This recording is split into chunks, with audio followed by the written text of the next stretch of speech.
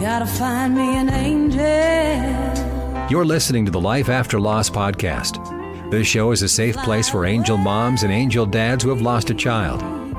It's a safe place to share, cry, celebrate, and connect to a community of parents who have experienced grief and gotten through it. Here's your host, Darcea Handy. Angel moms and dads, I am so happy to be before you again today. Thank you so much for joining me for this episode of our Life After Loss podcast. Now, some of you may or may not know that May, the month of May, is Mental Health Awareness Month. So I want to take some time out to just see, where you are today. How are you doing today? I mean, what's life been like for you? How are you? Now, we all know that pregnancy and infant loss really takes a toll on our lives. We know there's a struggle with it. We know that our pain is unlike any other. We know that other people don't always understand what it is that we're going through. But I wanted to take some time out today to see how you all are doing. And I want to help you get through your pain of the pregnancy and infant loss so you can start using your pain to heal others as the way that I have done for myself. Now, the emotional impact on family, pregnancy and infant loss is tremendous. We're not only talking about mom and dad who are in the home or the children in the home. We have grandparents, we have friends, we have family, we have co-workers, colleagues, members of organizations that we're in, so many people who it affects. Because think about it, when you tell someone that you're pregnant, everyone around you gets excited. If you're excited, they're excited too. I can share with you that when I had my daughter, I had 3 baby showers. 3. One was given by my colleagues at work. One was given by my family members in Houston, and one was given by an organization I belong to. I was very, very blessed. At the same time, when I lost my son, there was a lot of information that needed to go out to different people. So I'm checking in with you all today because those dynamics are different for us than they are for other family members or for other people who haven't experienced pregnancy and infant loss. So I want to help you go from hurting to healing. And this is what we're going to do. I want you to know, first of all, you don't have to rush anything. You take your time. You make the decisions that are best for you. If you don't feel like getting out of the bed, then don't. If you don't feel like hanging out with everyone, then don't. You have a right to your grief. You have a right to feel your pain. You have a right to let your body heal. Most importantly, you have to let your mind heal and your heart. You see, pregnancy and infant loss, it affects so many different things that has to do with us and everyone outside. And some people just may not get it, but you have the right to say no, and you have the right to take care of you. Think about you first. Now, I'll share an example of that. Shortly after I lost my son, I traveled out of town to an event, and everyone at the event, it was a family event, everyone was having a good time. And at one time, I wasn't. I wasn't having a good time. So I went upstairs and I just laid down in the bed. I was like, I just can't do it. I just can't be around everyone right now. And one of my sisters got up and came upstairs, and she said, "What's wrong?" And I was like, "I don't know." And I just started crying, and she just put her arms around me. She just laid right next to me in the bed and just put her arms around me. And that was perfect for me at that time. Now, the mistake I feel like I had made is I said yes too soon because I was trying to please other people. And that's where we make a mistake. So I want to let you all know that you make your own decisions. Now, don't stay in a place of sadness and depression for too long, because that is cause for concern. And I will say, if you find yourself in a deep dark place of sadness that you cannot bring yourself out of, not with talking to family, not with talking to friends, not with talking to anyone, then you might need to seek professional help at that time. There's absolutely nothing wrong with seeking professional help. Nothing at all.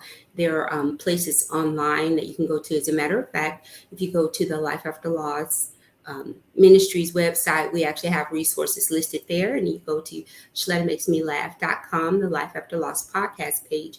We have resources listed there as well. So make sure you're making your own decision, because this is your healing. This is your mental health. This is your physical health that needs to be healed. This is your well-being that needs to be healed. This is you and your spouse, and it doesn't have to be everyone else. So you make the decisions, okay?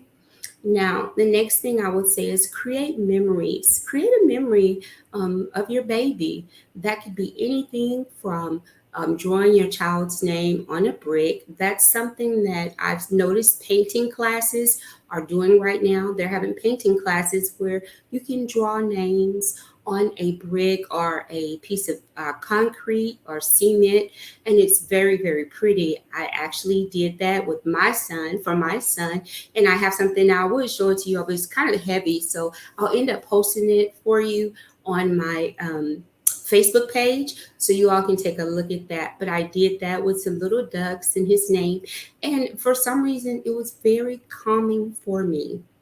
Very calming for me. So that might be something that you can consider to celebrate your baby or just create memories. There's another thing you can do to create memories. You can get yourself a bear. There's a bears for pregnancy and infant loss.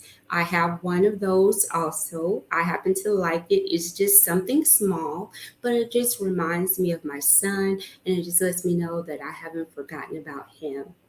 Another thing to create memories is a charm bracelet. I actually have a charm bracelet. There's another company that makes charm bracelets with angel wings for angel moms and dads. And I have his initials on my charms bracelet. And those are just things that I do. And you all know that my son would have been 16 years old this year. Now, and I still have people who sometimes say, why don't you just let that go? I mean, you're not over that yet. Let that go. And I have to remind them, excuse me, it's not a that. This was my son. He was born. Okay, he did live. He died shortly after birth, but he made an impact. I loved him from the inside out, and I only had a short amount of time with him outside. But these are memories I've created for him. And if it's uncomfortable for you, then this is an area that you should not visit with me. And that's that. That's all you have to do, is let people know. Don't change yourself for other people. You create the memories that you want to make of your child. One other thing that I did, actually, the funeral home helped me with this.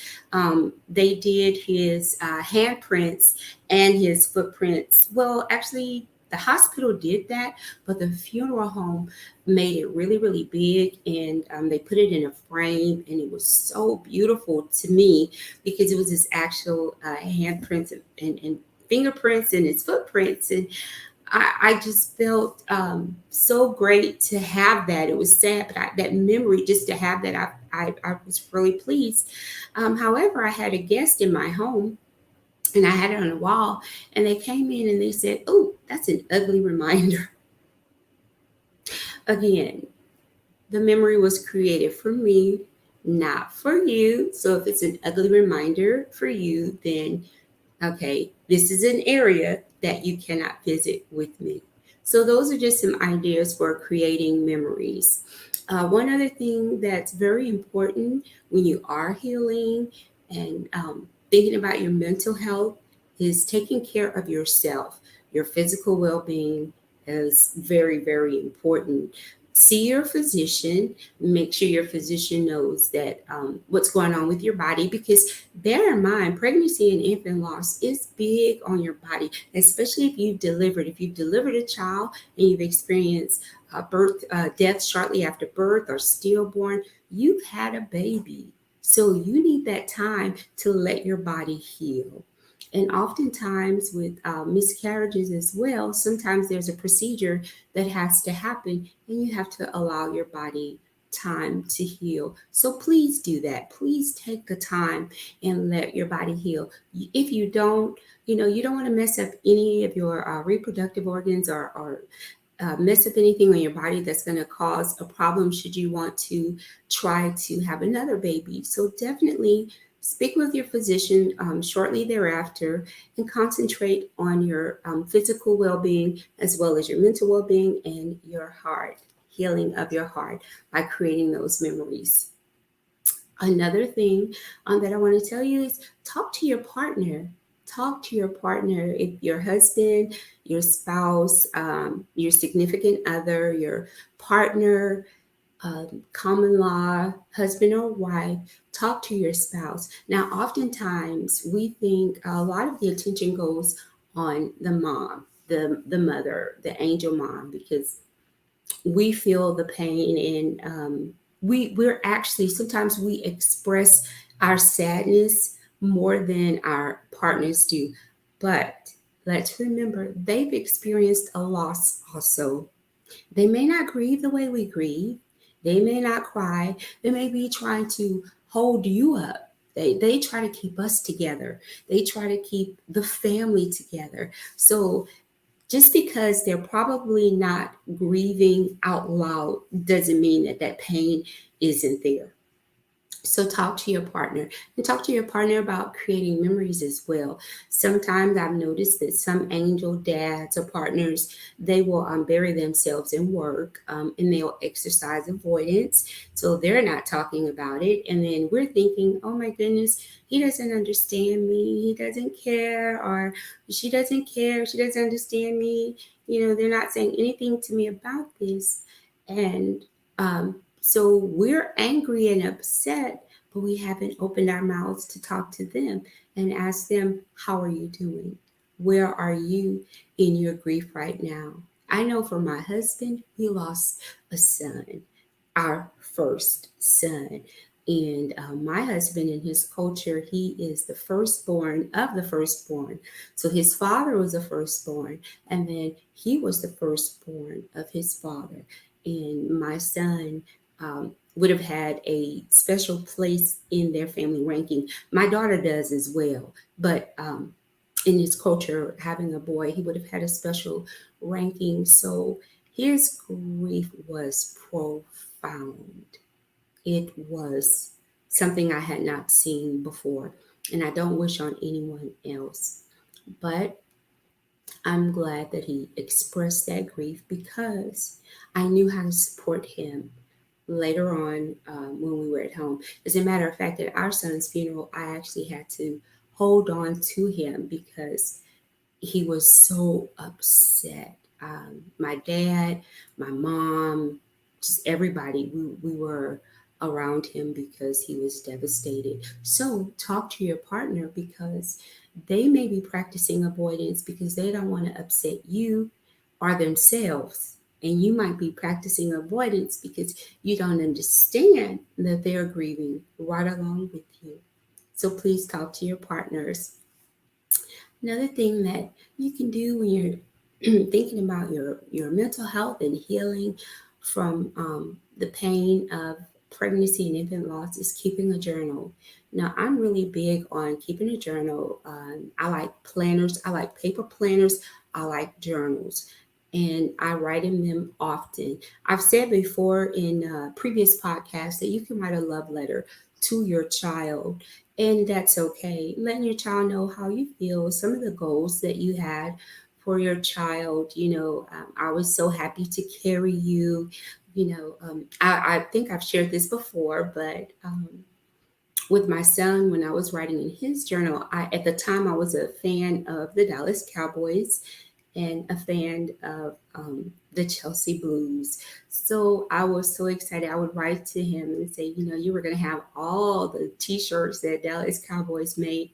Now, side note, my daughter had Dallas Cowboys onesies and blankets also because, yes, I loved the Dallas Cowboys at that time. But I did share that in a journal, and it made me feel better. Some people might say, oh, what's that going to do? It does a lot. Writing in a journal does a lot because you're getting it out. And one thing I did, not just with writing in a journal, but I started recording my thoughts. I just started speaking, like if I was riding in the car or just at home, I would turn on a personal tape recorder, one of the small ones that you kind of used when you were in college to record the professor so you didn't have to write all the notes out. Okay. One of those, I would speak into it and just share my thoughts. And then I would go back and listen to it. And I was like, wow, I felt that way. Wow. So those are things that you can do when you're in your healing as well. Now here's something that I do, and I still do it to this day. I like to color. I color in what's called adult coloring books, which they're not like the children's coloring books that are characters. They have patterns and, very different geometric shapes and everything. And I like to get matte pencils, not crayons, but matte pencils. And I will order those things. I'm telling you, I ordered a set of 180 very recently. I ordered a set of 150 very recently. The colors look the same, but it just made me feel better having more choices to choose from. And I will tell you, to this day, when I'm very stressed out, either with work or just life in general, or I feel myself going into a place of sadness because it happens sometime, then I will get the coloring books out and I will color. And I'm very strategic with it. I will choose maybe 4 or 5 colors, and that's what I'll use for the entire picture. And for some reason, it's calming my mind, it's calming my thoughts, and it's calming my nerves. And you may say, well, okay, coloring in a coloring book after you lose your child, I mean, how are you going to feel about that? Is that something you really want to do? I'm telling you, it helped. And you know what? When I lost my son and I started coloring, let me tell you how it really helped me. I tuned everyone out. No one was interested in coloring at that time. They were like, oh, she's coloring. Okay, well, you know what? We'll come back later. I had the time to myself and it just helped me clear my thoughts. And I was able to journal afterwards or write something in my son's memory book. It was just very helpful. So that's something that you can do that can help, bring down your blood pressure and everything because it's very calming, coloring and journaling. And as I stated very early on, excuse me, if you're in a place of sadness where you just don't see a way out of your sadness, seek professional help. And also talk to your friends, talk to your family members. I remember at one time I was so deep in my depression, so deep in my sadness. I didn't think anyone understood me. So I was avoiding everyone. I used to practice avoidance. I did not want anyone asking me about my children. I didn't want anyone asking me, well, what happened? Well, how did it happen? Well, what did they say? Well, what did the doctor say? I just didn't want any of those conversations. So, I pretty much cut people off. I wasn't responding to calls or texts or emails or anything like that. And one day, a friend of mine called. She didn't call. How did she reach me? On iPad. She sent a message, excuse me, to my iPad, and I was like, okay, this, okay, my iPad. So I clicked on it. I opened the message, and we were FaceTiming, and she was crying, and she was saying, why are you doing this? I love you. I'm here for you. Why are you cutting me out? Why are you doing this? And I was like, wow. And she said, I know you're hurting. I know that you are, but you have to let someone in. You have to let someone help you. And it hurts me because I know you're hurting and you're not talking to me. You're not talking to anyone. And she's still a very, very dear friend of mine. I call her my best friend. And she was right. And she and I just had a big powwow talk, crying and, the ugly crying, with the stuff coming out of your nose and everything, red cheeks and red eyes. And it was a great moment for me because during that call, she shared with me that she had actually experienced a miscarriage and she lost a set of twins. And I never knew that. We went to college together and everything. And I never knew that. So, that's another reason why she was trying to get in contact with me, because she was saying, hey, we share this in common. And we bonded on an entire different level at that time. And excuse me, that's one of the reasons why I say talk to others, because statistics show, CDC, National Institute of Health, every major health agency out there will tell you that 1 in 4 women will experience a miscarriage. 1 in 4. That's a big number. You can have a party and have 5 people there or 4 people there, and one of you will at some time in your life experience a miscarriage. Well, that 1 in 4 for us is a life that we wanted. It's a child that we wanted. It's not just a statistic or a number. However, because it's so commonly stated that it's 1 in 4, then we just oftentimes look past it and say, well, this is something that happens to women. This is something that we're just going to have to deal with. And we deal with it and we suffer in silence. So when my friend shared that information with me, it was a very eye-opening moment for both of us. I didn't know that she had gone through what she went through. And I knew then that we had a sisterhood in another type of way. Angel moms and dads, we're in a special family that I like to say that's unlike any other. So we have to support one another. So taking that call on that iPad that day really changed both of our lives, because we were both able to talk about what we had gone through and heal. So don't shut everyone out. There, like I stated earlier, if you're talking to someone and they're saying, "Oh, get over it," or "Oh my gosh, you're still talking about that," then they're not allowed to be in that space with you, because you have to think about your mental health. You have to think about your healing. But you can share with some of your friends or family members, and you never know what they may give back to you or share with you, and how they might support you. So just be open to that. Recognize the difference, though. Recognize the difference. You know when something toxic is around you, and you know when someone is sincere. But by all means, don't suffer in silence. Please talk to someone. And that's why we're here. Also, you can reach out to us. I always say you can reach out to me on Twitter at Super Angel Mom. You can DM me on Twitter. You can reach out to me at ShalettaMakesMeLaugh.com. Life After Loss podcast. My page is there. And you can reach out to me and I will reach back to you.